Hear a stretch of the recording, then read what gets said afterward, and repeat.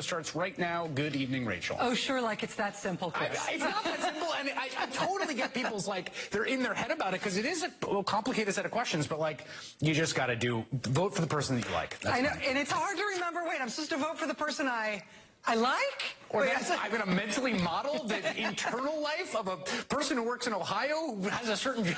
Exactly. Figure out what they like? I don't know. Combination of game theory and impersonation isn't the best way to approach this? Yes. Thank you, my friend. Much appreciated. And thanks to you at home for joining us this hour. Very happy to have you with us. We've got a really big, exciting show tonight. Senator Cory Booker of New Jersey today announced that he is ending his campaign for the Democratic nomination for president. There is nobody quite like Cory Booker, senator from New Jersey, in U.S. politics. Tonight, we're going to be joined live here on set by Senator Booker for an exclusive interview about his decision to end his campaign and what this past year has been like for him in this roly-poly, topsy-turvy roller coaster of a Democratic presidential primary. Before we bring on Senator Booker, though, tonight we are also going to speak with the leader of the Democrats in the United States Senate. Senator Chuck Schumer is here tonight at a very crucial time. House Speaker Nancy Pelosi now confirming that she's going to take one last occasion to consult with all the Democrats in the House as to how they're going to proceed with the articles of impeachment against President Trump and the impeachment process. That Democratic caucus meeting will convene in Washington tomorrow morning at 9 a.m. Eastern. After that last opportunity for discussion and consultation among all of the Democratic members of the House will then vote on a resolution that will name the impeachment managers who will act as prosecutors in the Senate trial of President Trump. That resolution will also formally convey the impeachment articles over to the United States Senate. Now, we have sort of talked about here from the beginning, I've sort of tried to advise here from the beginning that we should all be very humble when it comes to predicting anything about how a presidential impeachment is going to go. There have been very few presidential impeachments. They've all happened in different centuries. They're all very different from one another.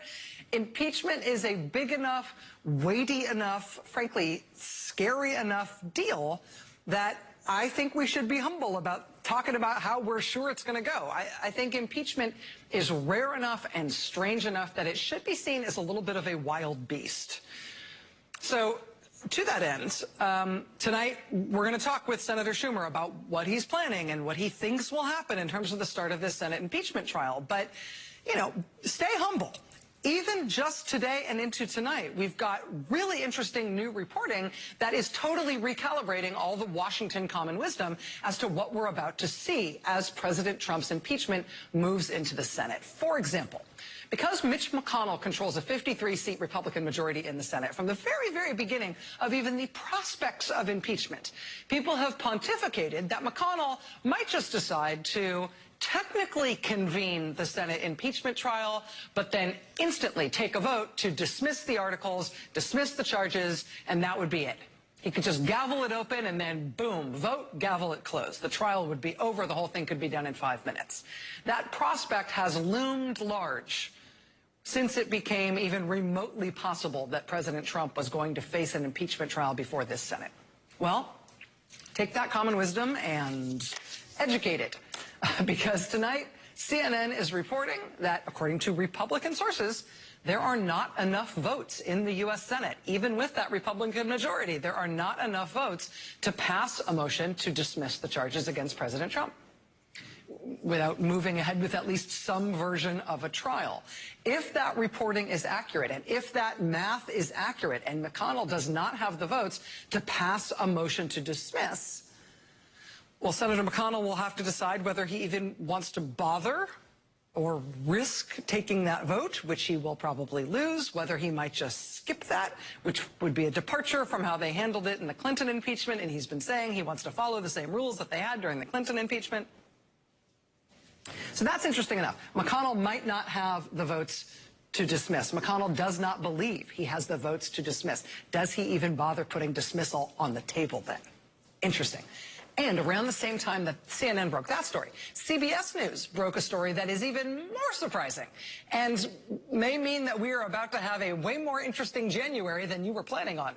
CBS News reporting tonight that the Trump White House believes, senior officials in the Trump White House believe, that not only does Mitch McConnell not have the votes to outright dismiss the case against the president in the Senate, but at least senior White House officials believe that Democratic leader Chuck Schumer, in fact, has the votes to insist that the impeachment trial of President Trump not only go forward, but that it include testimony from witnesses. Quote, senior White House officials tell CBS News they increasingly believe that at least 4 Republicans, and likely more, will vote to call witnesses.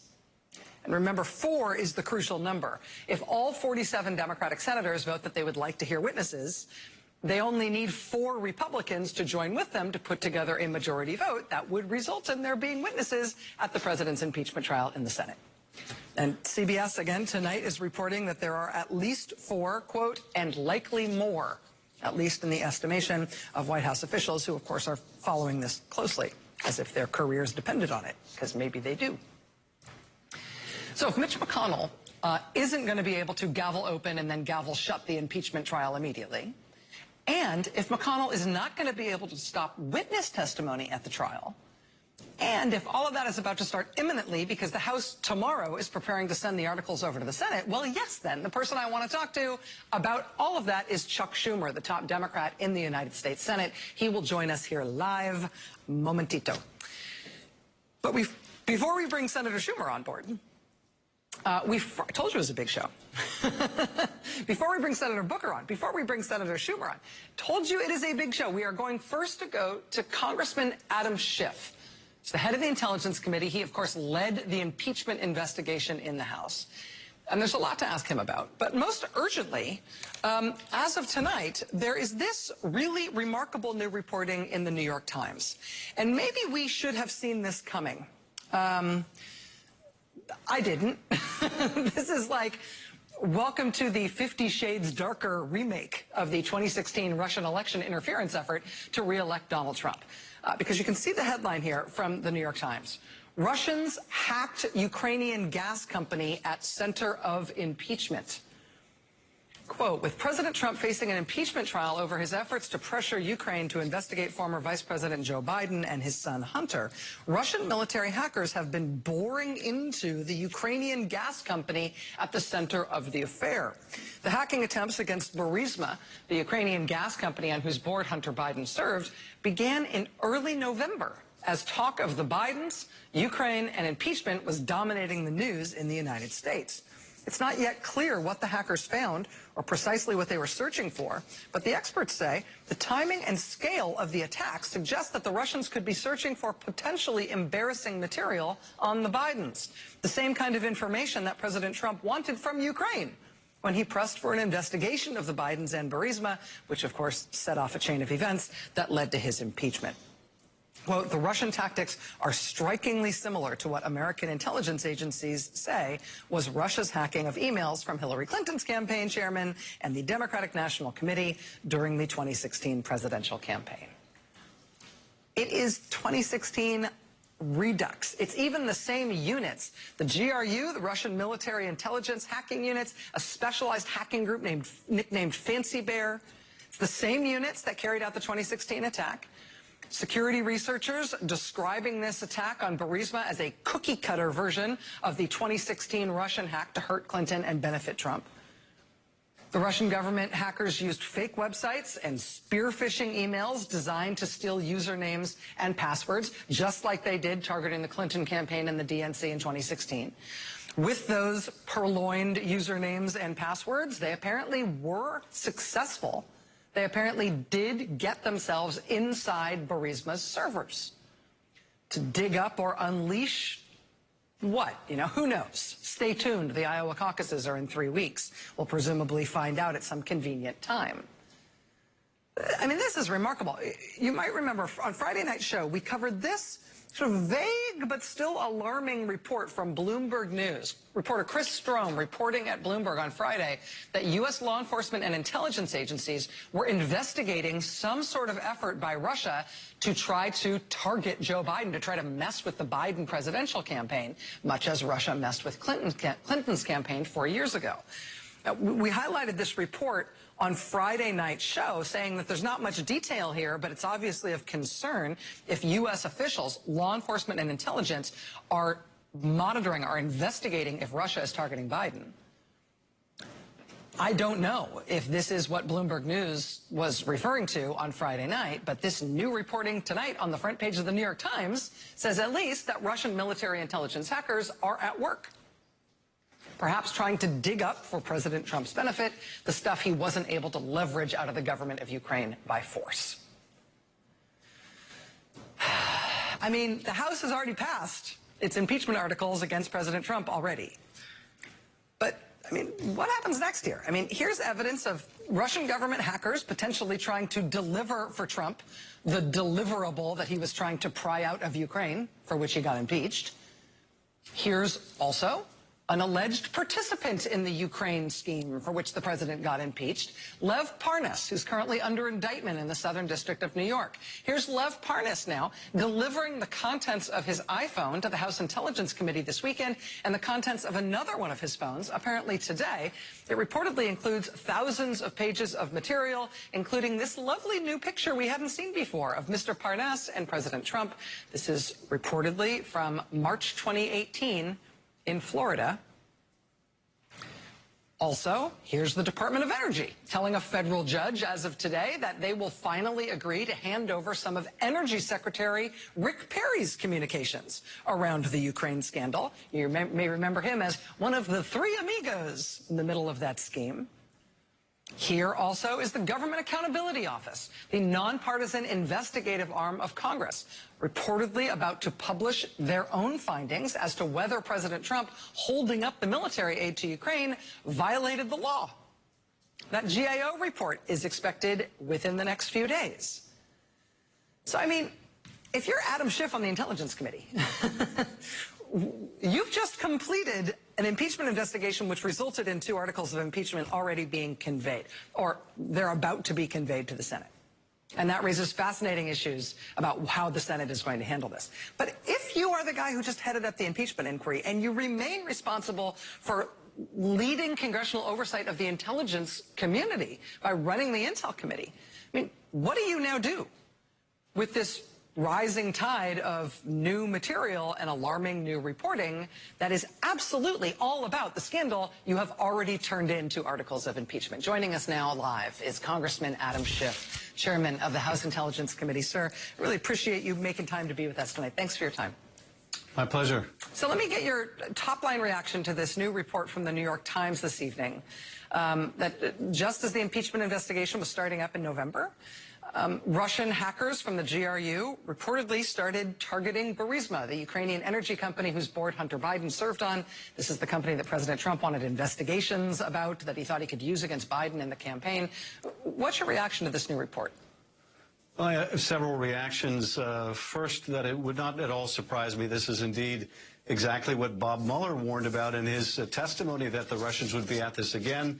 Director Wray has said the same thing, and they appear, if this reporting is correct, to be in the midst of another hacking and potentially another dumping operation designed to influence another election in Donald Trump's favor. It is clear, if that's the case, that once again they have a favorite. They don't want Joe Biden, it would appear, from this target, and this would help Donald Trump. And I think the other thing that's apparent from this, if this reporting is correct, is the message that Vladimir Putin has gotten is not to stay out of American elections, but you're welcome to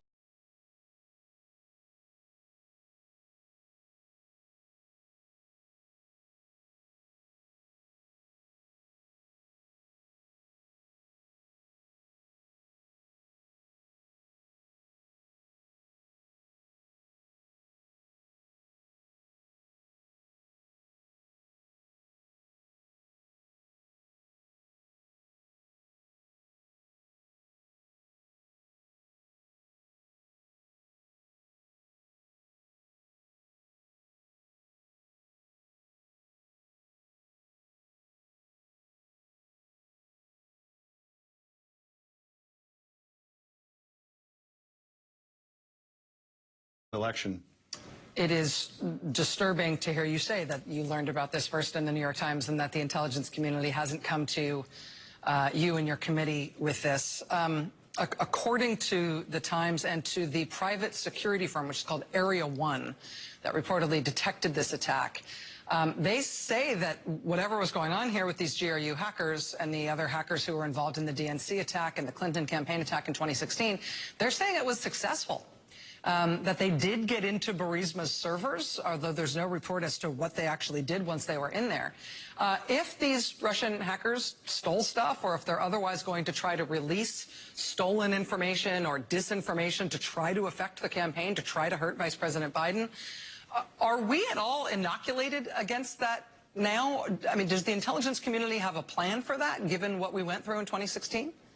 Well, you know, we're really not inoculated against it, because what would have provided the inoculation is if during the first time it happened or thereafter, the president led a national consensus to reject foreign help.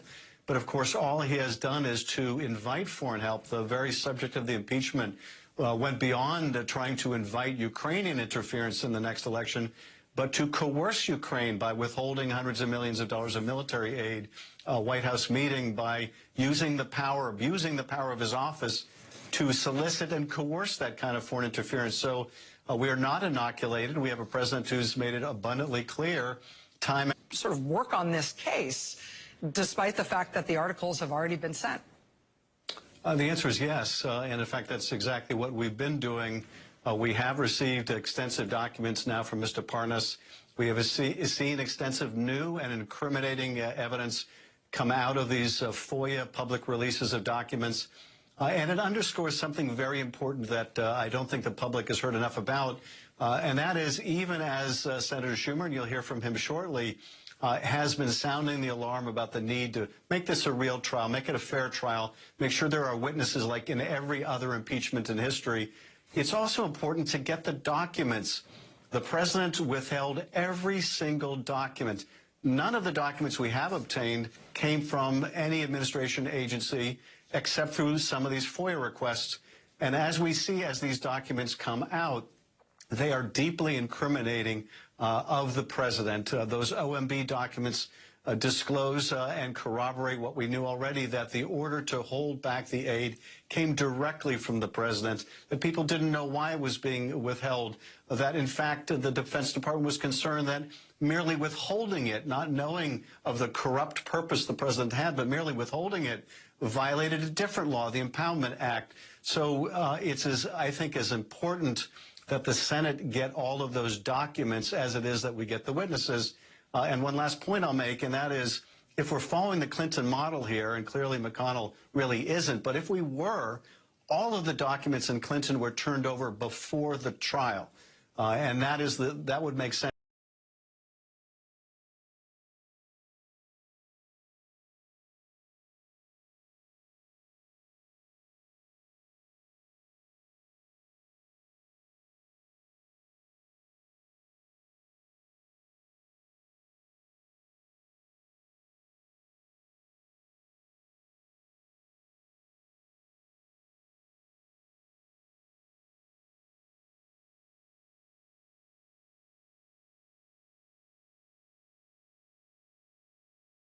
This testimony or documents that have come to light, will the impeachment managers be able to present that material too, or is this sort of a prosecution frozen in time from before Christmas? Well, that's a very good question, and I think the answer is we don't know, because we don't know what's in the McConnell resolution, because McConnell has not negotiated with Chuck Schumer in good faith. This is going to be a partisan resolution by Mr. McConnell, and I'm sure it will be drafted with the White House lawyers to give the president every advantage. I will say this, though. It's going to be hard for the Senate to ignore information that comes into the public record and say we're not going to consider that, even though it's directly relevant, even though it's directly incriminating. We're just going to turn away from it. Now, one thing I am concerned about, Rachel, is the White House has not turned over a single document. The White House should not be permitted to introduce selectively documents to mislead the public about the documents it has withheld. And you could obviously cherry pick certain documents from OMB or other agencies and suggest to the public or the senators during a trial that they're somehow representative when they're not. If they intend to introduce any document, they need to introduce all the documents so that we have the complete record. Congressman Adam Schiff, chairman of the House Intelligence Committee. A lot going on, sir. Thanks for joining us tonight. I really appreciate you making time. Thanks, Rachel. All right. We have two big guests still to come here tonight. Senate Democratic leader Chuck Schumer joins us next as the articles of impeachment against President Trump are being conveyed to his place of work, the United States Senate. Also, Senator Cory Booker is going to be here for his first TV interview since ending his campaign for president today. It's a big night here. Stay with us. So House Democrats are all getting together tomorrow morning, a full Democratic caucus meeting, 9 a.m. at the Capitol. We can't know anything for certain these days, but we expect that Speaker Pelosi will come out of that meeting with a plan to send over to the Senate the two articles of impeachment that were approved last month by the House. Now, once that ball is rolling, once impeachment moves over to the Republican-controlled Senate to start the trial, anything could happen. CBS News reporting tonight that Mitch McConnell, the Republican leader in the Senate, has apparently not been able to cobble together enough votes to block all witnesses from testifying at the impeachment trial. Hello, John Bolton. CBS reporting that per senior White House officials, at least 4 and likely more Republican senators will vote with the Democrats to have witnesses testify at the trial. That would be enough for a majority vote. If they've in fact got 4 Republicans who will take that vote with the Democrats, that would be enough to ensure that there would be witness testimony. That's a really big deal for how this month is going to go if that reporting bears out. And now that this is all becoming very real and it is proceeding in a way that lots of people did not expect, there's also this really specific issue faced by the multiple sitting U.S. senators who are running for president right now at this crucial phase of the campaign as we are headed into Iowa, where the latest Iowa polling from Monmouth today shows the top 4 contenders bunched tightly enough together that they are all within the margin of error. How do the 4 Democratic senators running for president right now balance the requirements of this Senate trial that's about to start with what they're all trying to do with their campaigns at this critical moment? There's only one person in the country who has questions like those directly on his plate, and he's the one who has to come up with answers for all of them. He is Chuck Schumer, the Democratic leader of the United States Senate, a man whose life is about to be even busier than usual. Sir, thanks for making time to talk to us tonight. Thank you. Good evening, Rachel. Let me start with this CBS reporting tonight that despite his best efforts, it appears that the Republican leader in the Senate, Mr. McConnell, has not been able to cobble together enough Republican votes to block witness testimony in the trial. Do you believe that that is true, and how significant is that if it is true? Well, I think the momentum is growing for witnesses and documents. 3 weeks ago, I sent a letter to Leader McConnell saying to have a fair trial, a real trial, you need to get the truth. The only way to get the truth is witnesses and documents. And he's resisted constantly, but the American people have not. The overwhelming majority of Americans believe that you need witnesses and documents. What kind of a trial is there without witnesses and documents? And, you know, frankly, Rachel, we don't know what these witnesses and documents will say. They're hardly Democratic appointees. They're Trump appointees.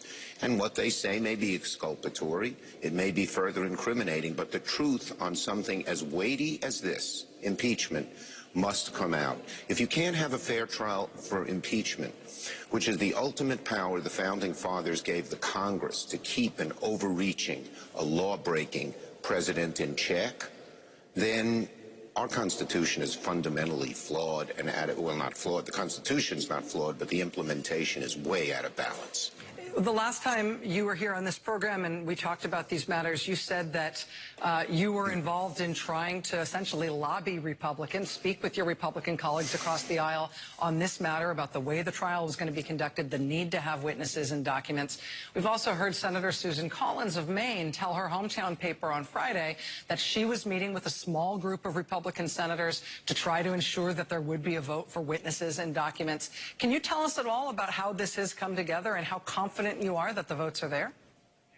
Well, you can't be confident at all. I can imagine that the president and Mitch McConnell are going to put tremendous pressure on these senators to have a cover-up, to not tell the truth, to hide what actually happened. Because if you're if you are what Donald Trump says, he did everything right, everything was perfect, why would you be afraid of witnesses and documents?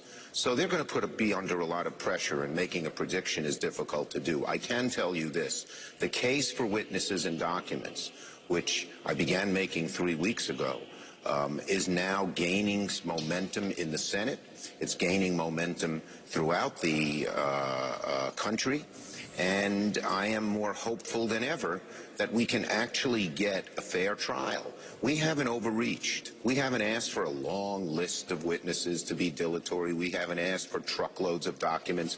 Only the things that would be eyewitness to what happened on this most serious charge, that the president actually withheld aid from Ukraine to get them to influence an election. You know, when I read the Constitution in high school and then again in college, and they said the Founding Fathers were worried about foreign interference in our elections, I sort of shrugged my shoulders and I said, what's that all about?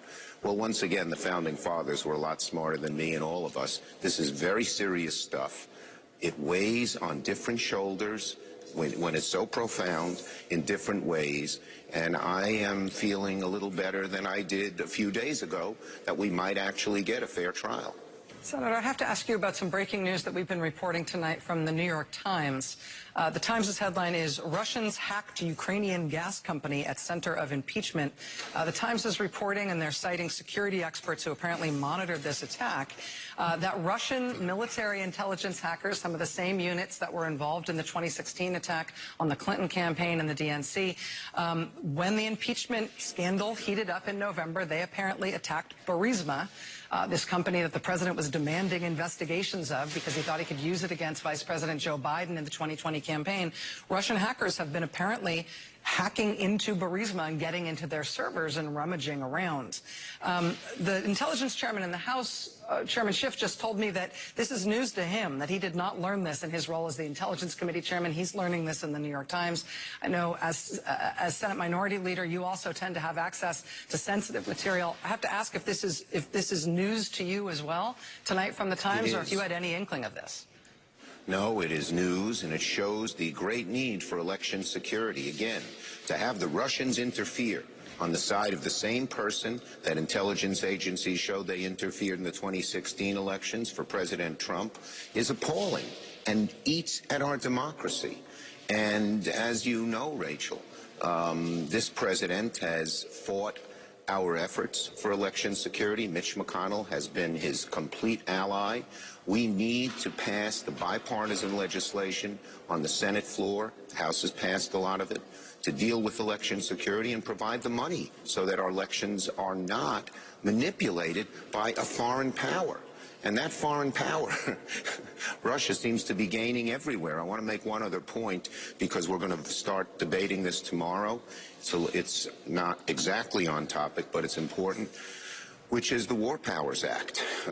Russia and other countries are gaining. The president's foreign policy can be described in 2 words: erratic, impulsive. He could get us into a war. He could even bumble us into a war. And everywhere in his foreign policy pursuits, whether it's North Korea or Syria or Russia, he makes us a lot more weaker than we were before, and there's no strategy. I am worried that we could have, as he once called it, an endless war in the Middle East.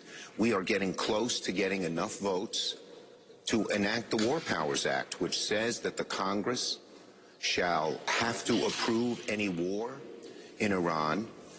There's another bill coming up, Bernie Sanders' bill, to cut off funding for any war in Iran. I'm proud to be a co-sponsor of that. And I hope we can get a few more Republican votes on this issue. We need 2 more. We have 2. We have all 47 Democrats.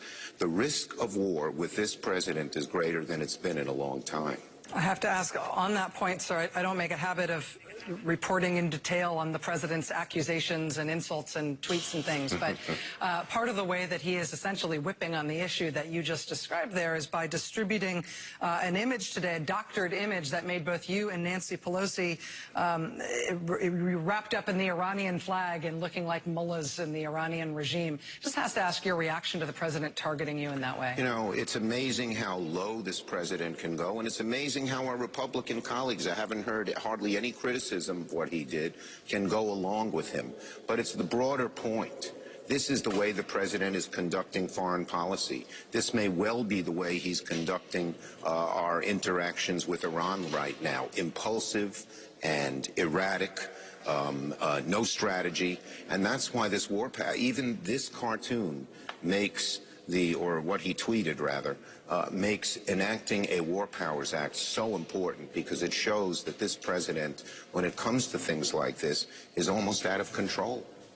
U.S. Senate Democratic Leader Chuck Schumer. Sir, thanks for making time to be with us tonight. I know it's going to be a grueling few weeks ahead. Good luck, sir. Yes, thank you. All right, up next, New Jersey Senator Cory Booker left the race for the Democratic presidential nomination today. He said he did so with a full heart. He's going to be here for his first interview since that announcement. Next. I'll be right back.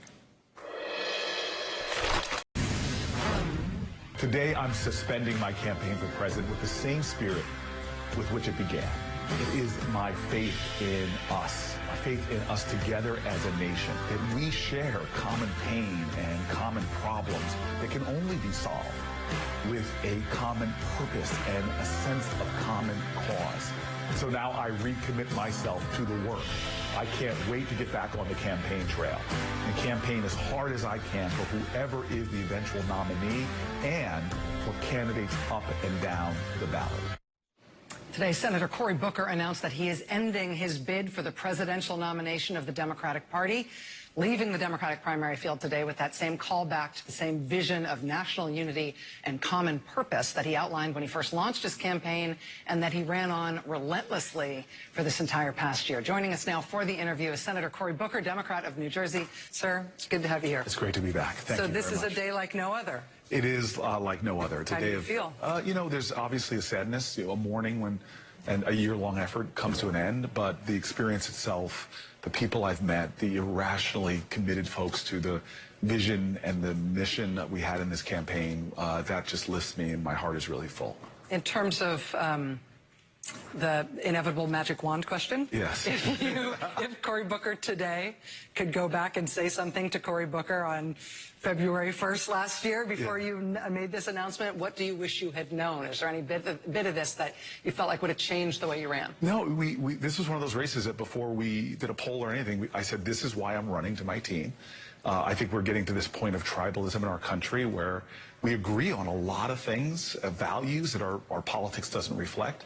And we want to speak to that, that sense of severed belonging we have in this country, this sense of shared values, shared pain, but not somehow having a larger American mission in a sense. So this is one of those strange campaigns where I wouldn't change things. I think there was a lot in the atmospherics that the message and the person wasn't the right time. And I had funny moments where I learned my first trip to Iowa, I learned that I was going to have to bring people to my message, where I was running for a debate stage and a big guy grabs me and says, dude, I want you to punch Donald Trump in the face. And I look at him and I go, dude, that's a felony. Let me explain to you that that's the exact way to lose, and that we've never beat demagogues and bigots with that spirit. We beat Bull Connor not by bringing bigger dogs and bigger fire hoses, but by bringing love and an artist of activism that inspired other people to come. And that's what I was seeking to do, to show folks that we can beat Donald Trump, but that is the floor, not the ceiling. The call of our country right now is to mobilize this nation to deal with problems that are bigger than our partisanship.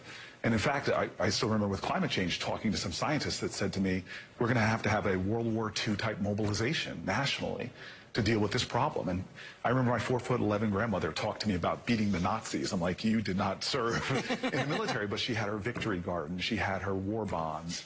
And so somehow, if we're going to deal with these problems, we're going to have to pull together. And there's a silent hurting in our country because of a a need for more courageous empathy, that we're dealing with mental illness and addiction in our prison system, that we lead industrial nations in infant mortality and maternal mortality. This doesn't reflect our values. Our civic spaces don't reflect the best of who we are, and we have to change that. And it's not about beating somebody else. It's about winning this nation, which means, bringing us together. Because you embody that, because these aren't just your campaign lines. Everybody who knows you or follows you at all knows that this is real. I've known you long enough, and I've said this to your face before, so I won't embarrass you, but you really are this earnest and this idealistic, and this idea of courageous empathy is core to you. And because your campaign, I think, showed enough people in the country that about you, there's a different type of reaction to you leaving the race today. Karen Tumulty wrote a piece in the Washington Post today where he said she described you as a candidate of grace in an ugly political climate. What was misplaced, sadly, she says, was the faith that his uplifting message could be heard in the ugly moment that we are in. People are mourning you, not just you leaving the race, but the fact that you leaving the race makes us worry that an inclusive, positive, relentlessly earnest message about empathy and love doesn't have any room in American politics. Look, clearly I was not good enough to get that message through. My experiences in the toughest of all environments. I ran for mayor of a city that I was not originally from, having my death threats, thuggery, violence, a lot of challenges, and we were able to emerge and ultimately win. There's an Oscar-nominated movie about it called Street Fight. So the grittiest, toughest place to win an election, we won by showing and calling to the dignity of our community, and that we could be a city that can find uncommon coalitions and produce uncommon results. And it was a great experience that I took into the Senate and did things that I felt were the best, to reflect the best. Passing criminal justice reform. In the Trump era. In the Trump era. And it necessitated doing things to me that often my side of the aisle doesn't like. Like, I became friends with the Koch brothers' general counsel. Mark Holton is a friend. We disagree on so much, but he helped me get that bill to the floor when Mitch McConnell's instincts were not to put it there. I told stories on the campaign trail about, Brene Brown says it's hard to hate up close, pull people in, and talked about how my relationships across the aisle with people I disagree with helped me get things done that for an inner city, low-income neighborhood like mine, literally was liberating people from prison. So I'm in this to win, and I want to beat Donald Trump. I want to send Mitch McConnell back to the back benches. Nobody's more competitive than this former Stanford football player. But ultimately, how we win is just as important as winning, because you can't campaign wrong and think you're going to govern right. If the country needs to heal, if we need to create bigger bridges, new American majorities that aren't partisan majorities. But God, what my grandparents told me about, or my parents about, the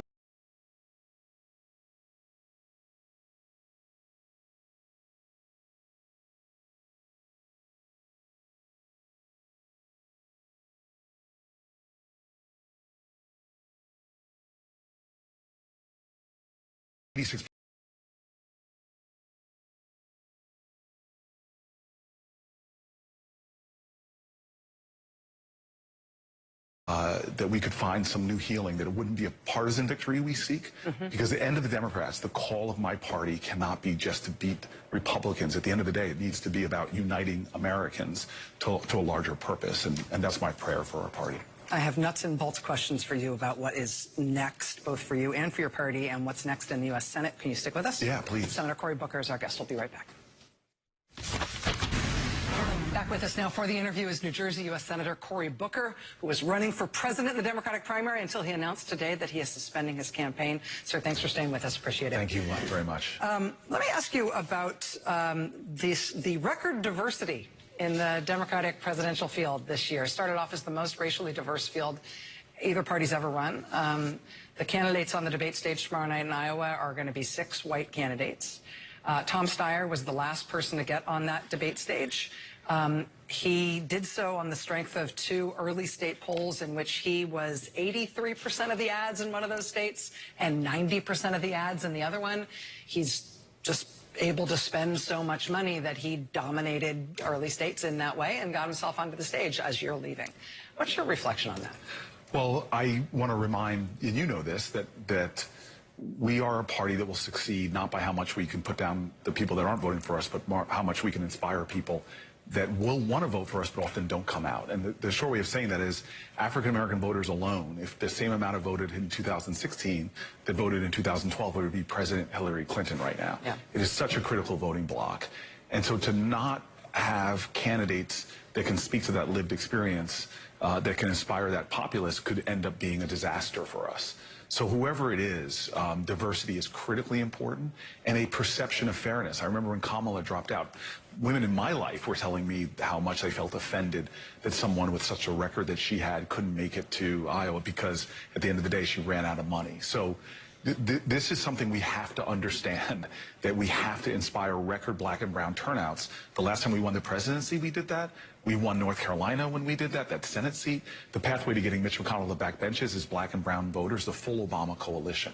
And so I just will do everything I can to support our nominee, but as I'm running for re-election in the Senate, I'm going to be doing everything I can for people all over this country, because I will run myself ragged, because we have got to get everyone out. This is not about those 60 million Americans that voted for Donald Trump. This is about the tens of millions of Americans who didn't vote at all, who would be with us if we could just inspire them to the polls. Are you going to make an endorsement during the primary? I was surprised that Secretary Julian Castro made an early endorsement of Senator Warren just a few days after he got out. Are you planning on doing anything like that? I don't know yet. I'm taking a break for a little bit. Yeah. I literally have to pull a quick turn into a Senate race, which we are starting from scratch. And forgive me for this, but anybody wants to go to CoreyBooker.com now and help me for that, because we have a lot of money to raise to start to make sure my seat in the Senate is secure.